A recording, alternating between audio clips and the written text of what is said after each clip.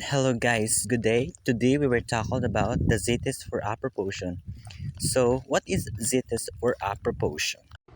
Z-test for a proportion is a statistical method used to determine if a population proportion is significantly different from a hypothesized value. So, there are five C's One z-test sample process. Z-test Let's for a find out. proportion is naa siya'y process ug mao ni ang ginatawag nga 5 C's. First, naatay create hypothesis. So sa create hypothesis mo, create ka og kanang alternative hypothesis which is mauna siya ang katong HO or ang HA. As you can see. And number 2 is check conditions. I-check mo if kanang imuhang assumptions para i-ensure ang test nga ma-perform. The third is calculate your statistics or the z-score. And or if using p-value method or ang p-value. Fourth is compare nimo ang statistics sa critical value sa significance level. Fifth is conclude.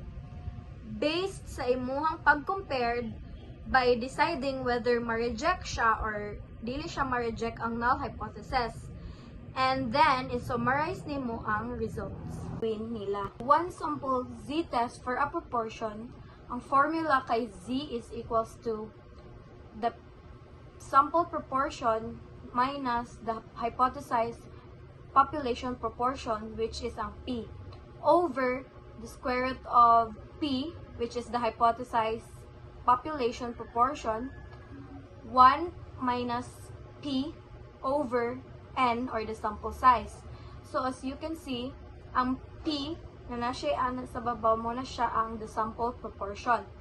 And then ang p is the hypothesized population proportion. And the n is the sample size. So, the z-test for a proportion, there are two types, which are the one proportion z-test and the two proportion z-test. One proportion z-test compares a sample proportion to a known or hypothesized population proportion. One proportion z-test, ang purpose niya is to test hypothesis about a single population proportion using data from one sample. You want to determine the proportion of students who pass the exam is different from a national average 85%. Two proportion z-test compares two sample proportion to determine if they are significantly different from each other. It also allows us to compare two proportions to see if they are the same. Two proportion z-test. Ang purpose niya is to compare the proportion of two independent groups to see if there is a statistically significant difference between them. For example, gusto nimo i-determine if the proportion of males who prefer a certain products is different from the proportion of females who prefers the same product. One sample z-test for a proportion, ang formula kay z is equals to the sample proportion minus the hypothesized population proportion, which is ang p, over the square root of p, which is the hypothesized population proportion, 1 minus p over n, or the sample size. So as you can see, ang p na nasa sa babaw mo na siya ang the sample proportion. And then ang p is the hypothesized population proportion. And the n is the sample size.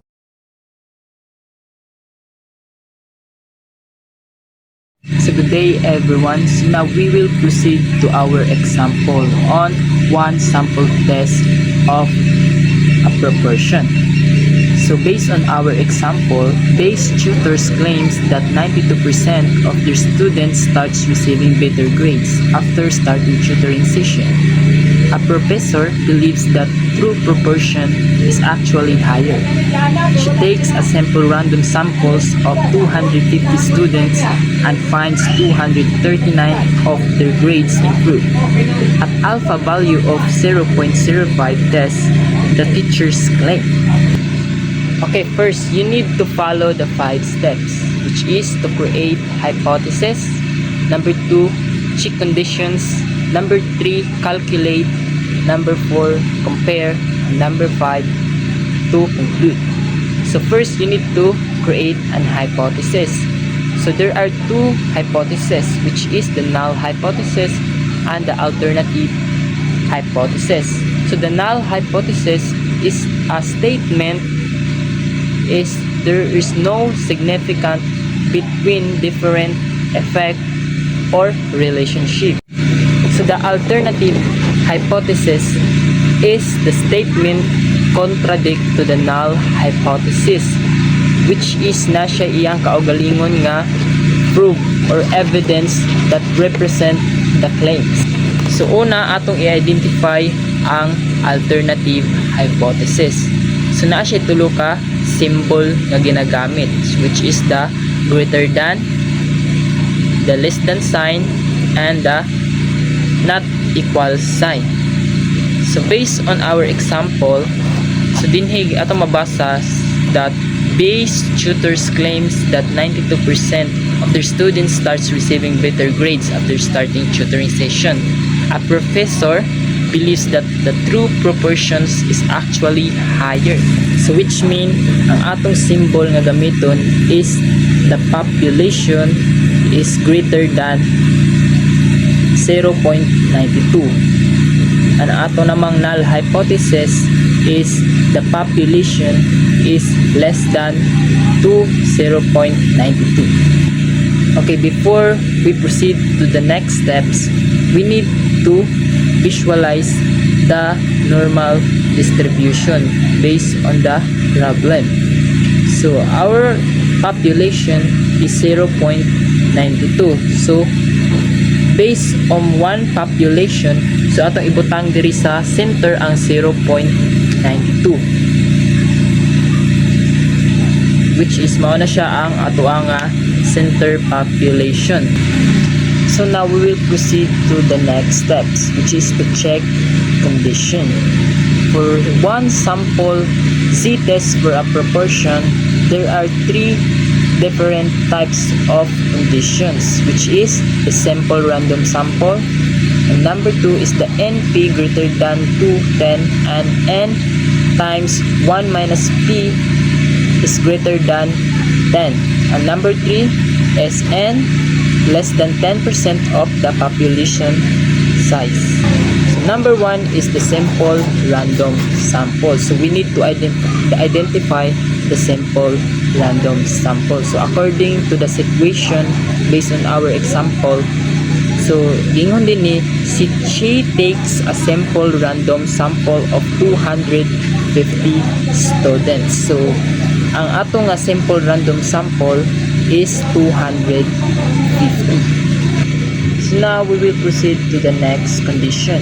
So NP is greater than to 10, and N times 1 minus P is greater than 10. So ang atong N is represent to the sample size. So ang atong P is represent to the population of the proportion. So ang atong N or atong sample size is 250. Ang atong population naman is 0.92. So ato ara ning i-times ang N ug ang P. So N times P is greater than to 10.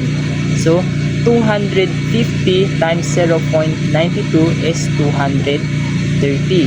So mao na siya ang ato ang answer is greater than to 10. So N times 1 minus P is greater than to 10. So 250 times 1 minus 0.92 is greater than to 10. So kung atong i-times ang 250 sa 0.08 is 20. So 20 is greater than to 10. So number 3 condition is n is less than to 10% of the population size. So the next steps is to calculate. Since kay one sample z-test for a proportion raman ta, nya ang atong ginagamit is the normal distribution. So mao ni siya ang atong formula nga ginagamit. So z is equals p hat minus p divided by the square root of p times 1 minus p divided by n.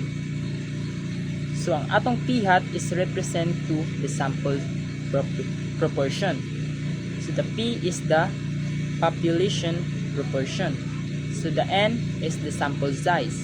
So the p value is ultimate represent to the probability of getting the sample data. So which is kung true ba ang population nga ginagamit or ang atong population ba gyud is 0.92. So now we will be identify the p, which is the population of the proportion. So ang atong p is 0.92.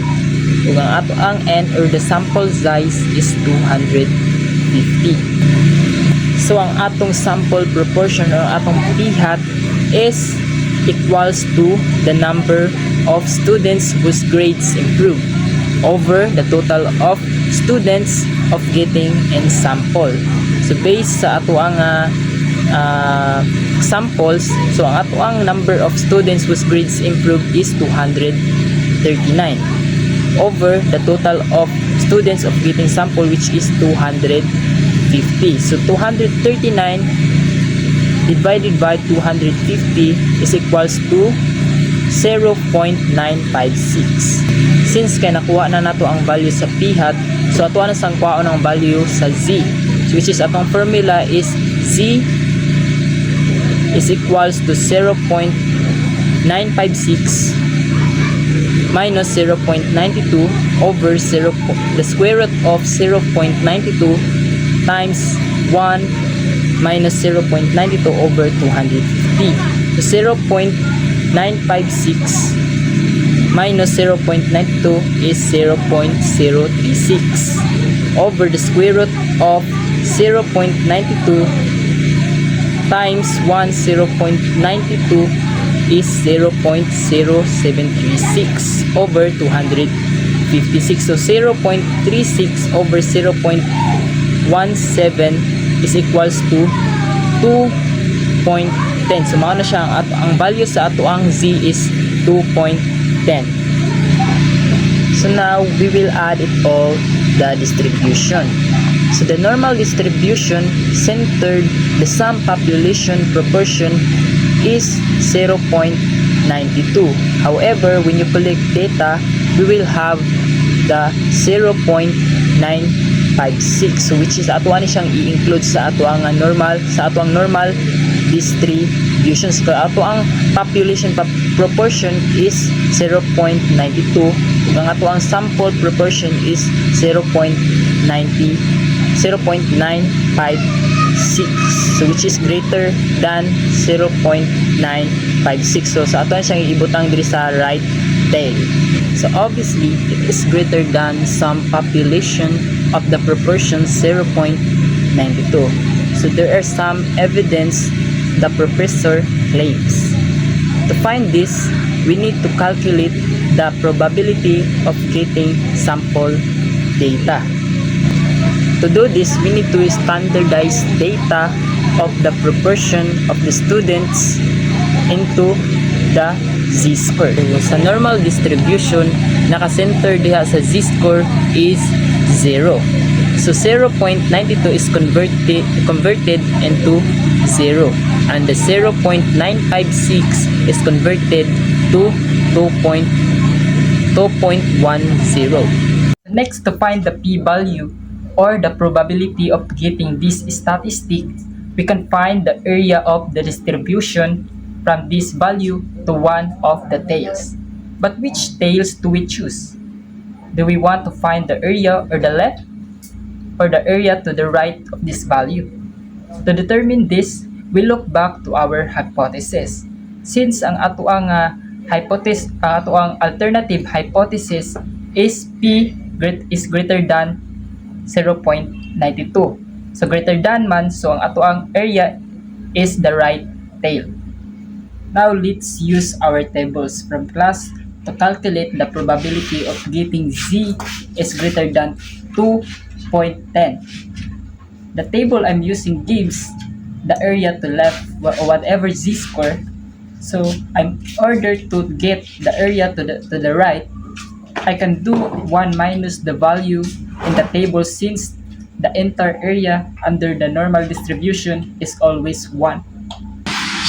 So sa z table, para ma-determine na to ang 2.10, ato latawon diya sa row for 2.1 coming from the ones and tens place for our z, and the 0.00 columns from the hundreds decimals place of our z is equals to 0.92 as 9821, 0.9821. So the table value area to the left is PZ less than 2.10 is equals to 0.9821. So 1 minus P both value area to the right is 1 minus 0.9821 is equals 0.0179. So ang atong P value is 0.0179. Okay, let's proceed to the next steps, which is to compare. Now that we have our test statistic and p-value, we can compare this to our critical value or alpha value. To make this comparison, you can compare your test statistic or to your critical value to your alpha value. Since we have alpha value given to the problem, we just need to compare these two value. So now we just need to compare or to determine which one is bigger and smaller. So the p-value is 0.0179 and the alpha value is 0.05. So kay dako man ang p-value, atong ibutang din is 0.0179 is less than to 0.05. Now that our comparison is done, we can move on to our last steps, which is to conclude. So there are two conclusions that we use. You can make for hypothesis testing problems. You can either reject the null hypothesis in favor of the alternative hypothesis, or you can fail to reject the null hypothesis. So saan man nato paghimo ang conclusion? So if P is low, reject the null hypothesis. If P is greater than to the alpha value, we will fail to reject the null hypothesis. So like for example, so the P value is 0.0179 is less than to alpha value of 0.05. So we need to reject the null hypothesis or HO. So mao ni siya ang atong conclusion nga nahimo based sa atong hypothesis testing. So at a 5% significance level, we reject the null hypothesis and have sufficient evidence to support the claim that the true proportion of students whose grades improve after starting tutoring is greater than 0.92. And that is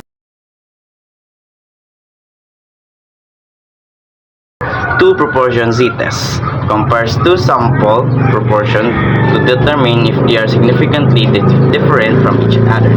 It also allows us to compare two proportion to see if they are the same.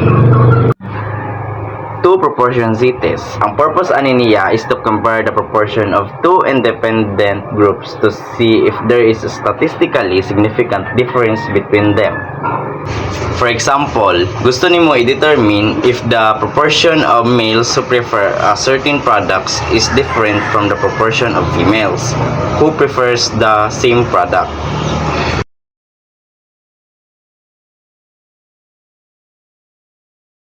Good morning everyone, I am Charles Lardino and today I'll be discussing the continuation about the z-test for a proportion.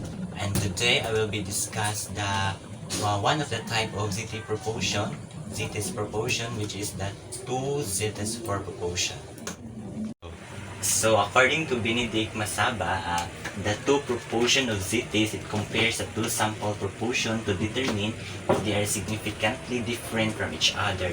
It also allowed us to compare two proportion to see if they are the same also.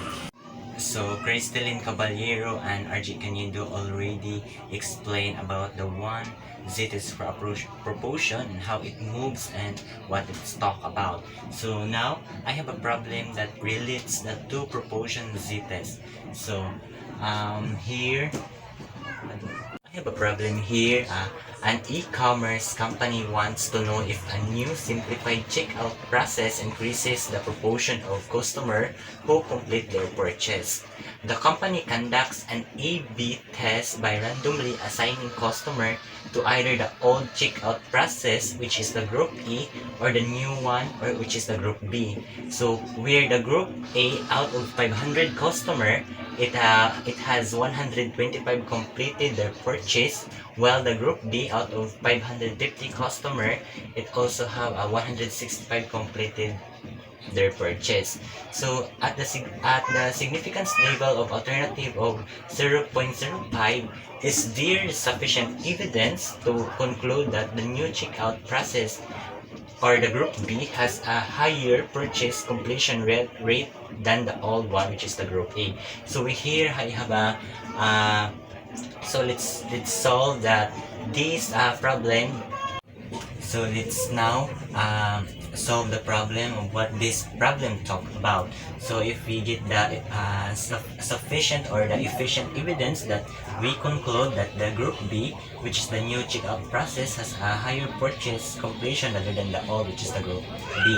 So let's find out. So we have here first to formulate the hypothesis. Now let's formulate the hypothesis. So first, let the PE, which is the group E, be the true proportion of the completion for the old checkout, and the PB stands for the proportion for the new checkout. So we have here our HO, our null hypothesis, is equals to PE. PA is equals to PB.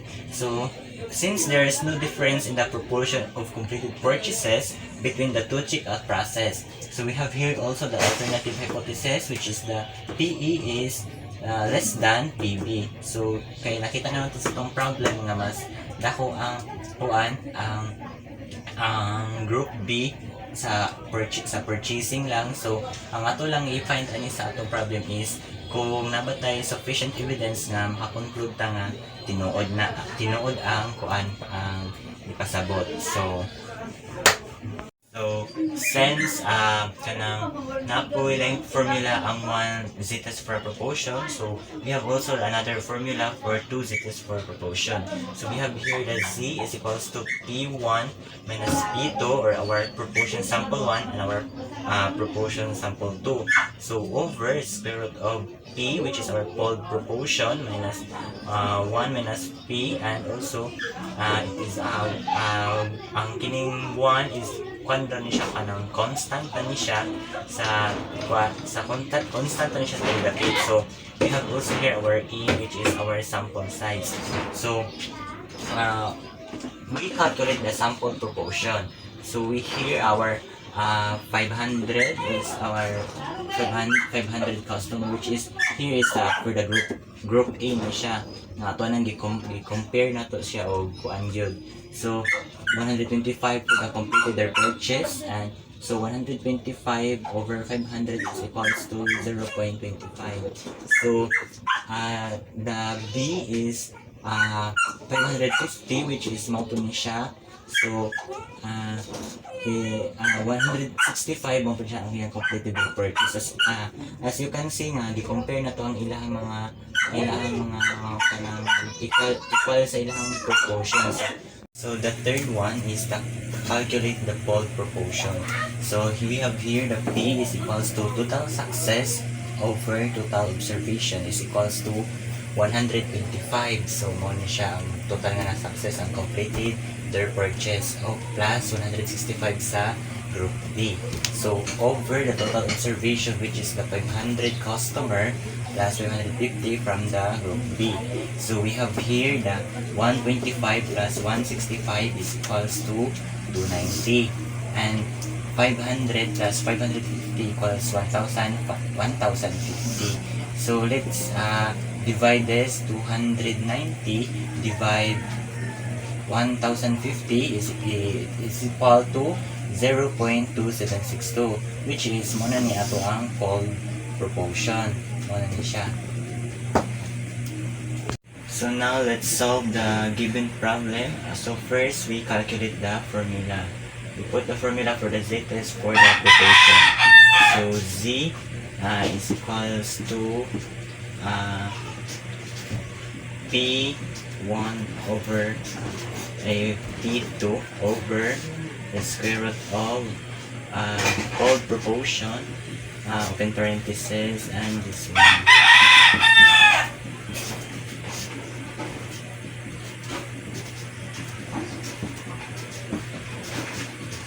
So this one is already at a constant.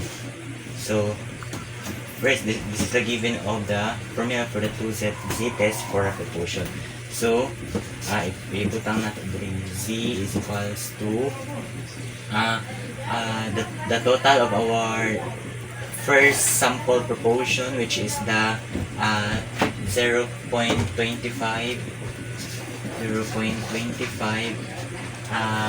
so, and the 0.30. So 0.30 for the total proportion of group 2. So pwede po na siya ma-interchange. So pwede na siya yung z is equals to 0.30 minus 0.25. So let's apply the formula.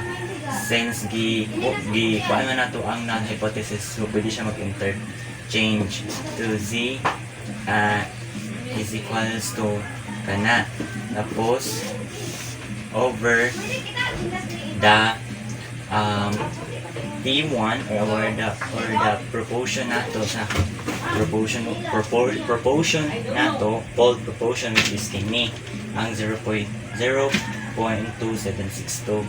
So 0.2762 kina, tapos ang 1 constant naman na siya, minus itself. So 0.2762. That's all. Follow na nato niya ang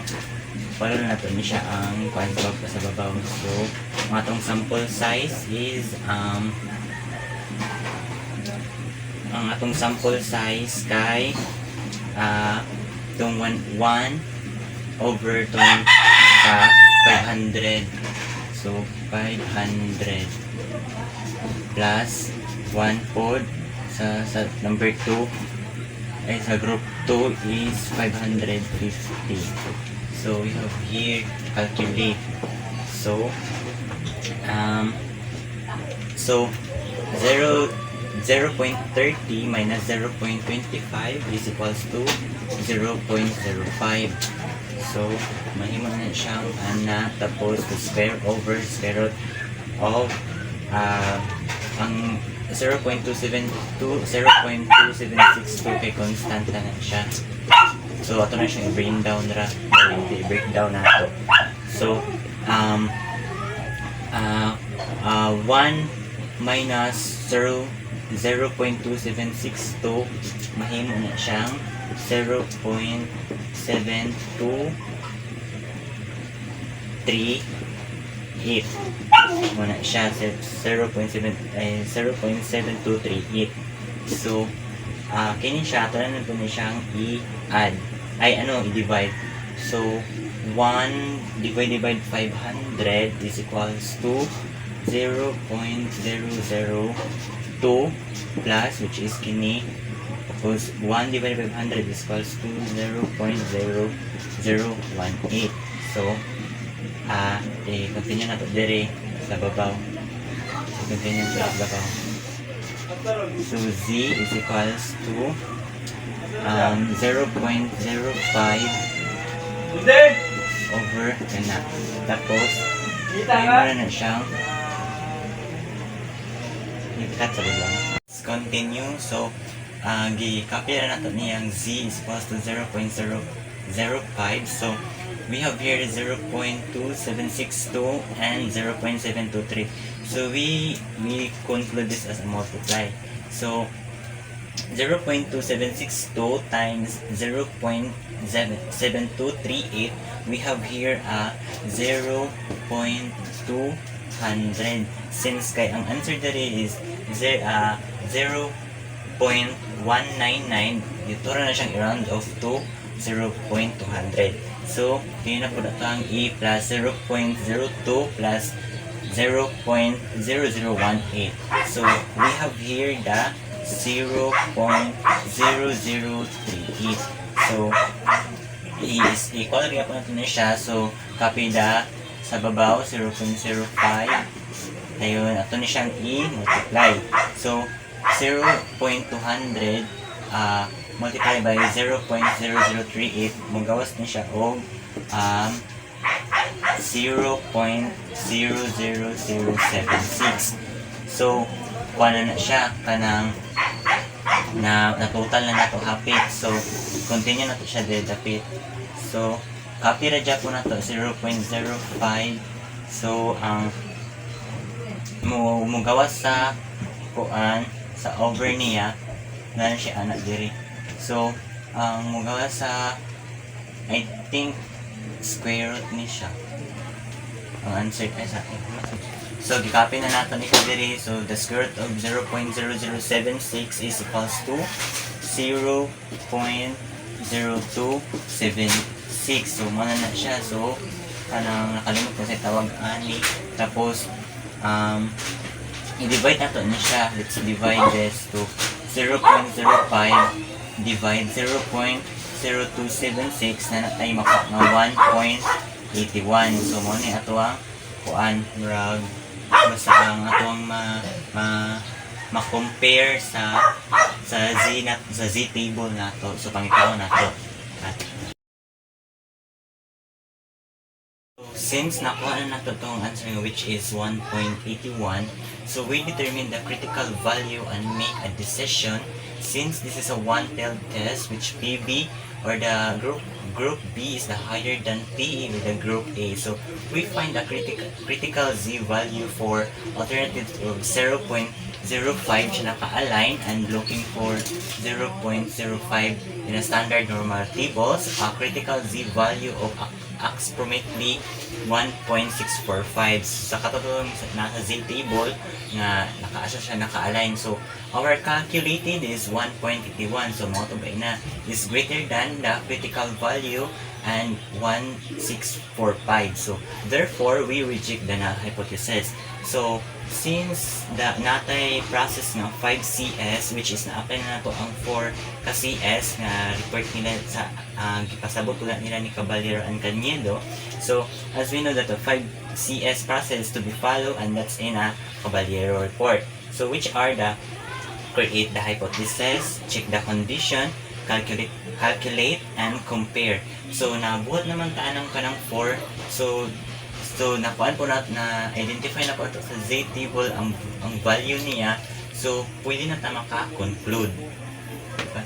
So the last CS process or the fifth process which is the conclusion.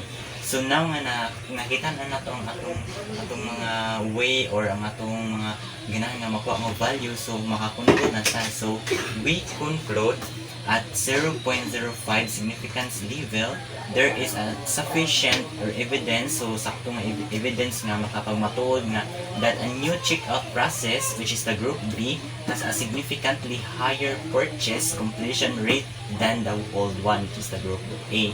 So, ang katon siya, ang kini nga problem siya, ang problem ng kini, so, kani siya kaning, through this,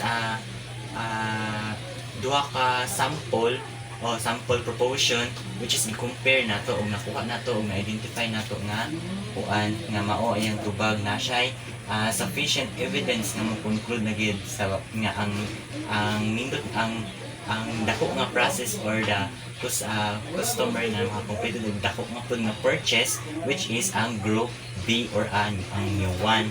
So,